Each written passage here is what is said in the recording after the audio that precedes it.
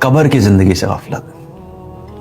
ہم میں سے اکثر لوگ جو ہیں وہ قبر کی زندگی کے بارے میں بہت سارے لوگ، ایک تو یہ ہے کہ ایک الگ ڈسکشن ہے کہ بہت سے لوگ کہتے ہیں قبر کی زندگی کوئی چیز ہوتی ہی نہیں، لیکن جب آپ احادیث کا مطالعہ کرتے ہیں تو آپ کو پتہ لگتا ہے کہ قبر سے متعلق اتنی ڈیٹیل میں رسول اللہ صلی اللہ علیہ وسلم نے احکامات بتائے، اور کہ اگر انسان ان کو ذرا غور کرے تو انسان کو واقعی احساس ہوتا ہے کہ یہ ایسی سٹیج ہے کہ اگر اس کے بارے میں نے تیاری نہیں کی تو میں تو مارا جاؤں گا.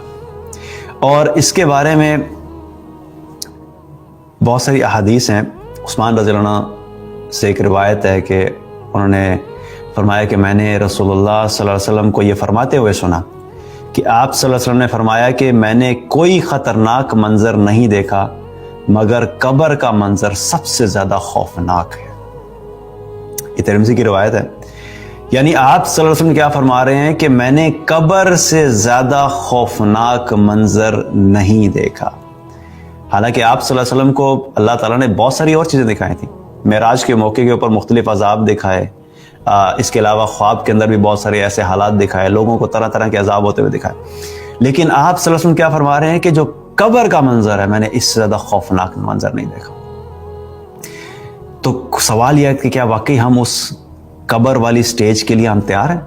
اسی طریقے سے ایک اور حدیث میں آتا ہے، آپ صلی اللہ علیہ وسلم نے فرمایا کہ مجھے اگر اس چیز کا اندیشہ نہ ہوتا کہ تم لوگ اپنے مردوں کو دفنانا بند کر دو گے تو میں اللہ تعالیٰ سے دعا کرتا کہ وہ تمہیں قبر کا عذاب سنا دے.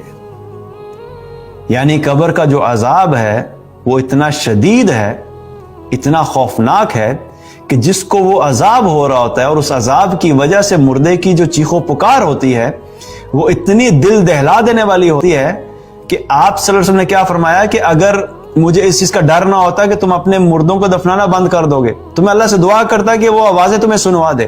یعنی اگر ہم آج وہ آواز سن لیں تو اس خوف کی وجہ سے کہ مردے کے ساتھ قبر میں کیا ہونا ہے ہم اپنے مردوں کو دفنانا بند کر دیں.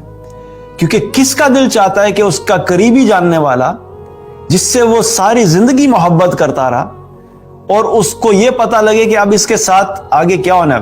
ہمیں پتہ نہیں ہے کہ اس کے ساتھ کیا ہونا ہے. اللہ تعالیٰ ہم سب کی حفاظت فرمائے. اللہ تعالیٰ ہمارے جاننے والے جتنے قریبی جاننے والے سب کو قبر کے عذاب سے محفوظ فرمائے. لیکن ہمارے پاس کوئی گارنٹی تو نہیں ہے نا.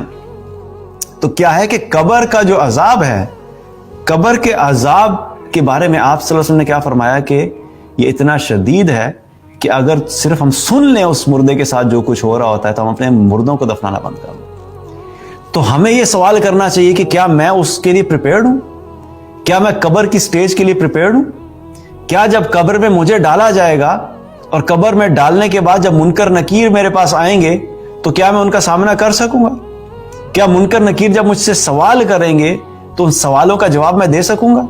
کیا کبھی میں نے بیٹھ کے اللہ سبحانہ تعالیٰ سے سنسیئرلی اور ڈر سے اور خوف سے یہ دعا مانگی کہ یا اللہ قبر کی زندگی میں ثابت قدم رکھنا، یا اللہ قبر کی زندگی میں مجھے استقامت عطا فرمانا، یا اللہ قبر کی زندگی میں جب مجھ سے سوال کیے جائیں تو تم میری مدد کرنا ان کا صحیح جواب دینے میں؟ اور وہ اعمال جو قبر کی زندگی میں اور قبر میں عذاب سے بچانے والے ہیں، کیا میں وہ اعمال کر رہا ہوں؟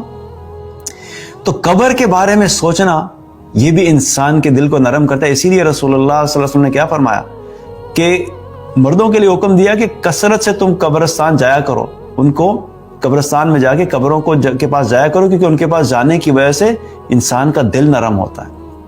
آج ہمارے دل سخت کیوں ہو چکے ہیں؟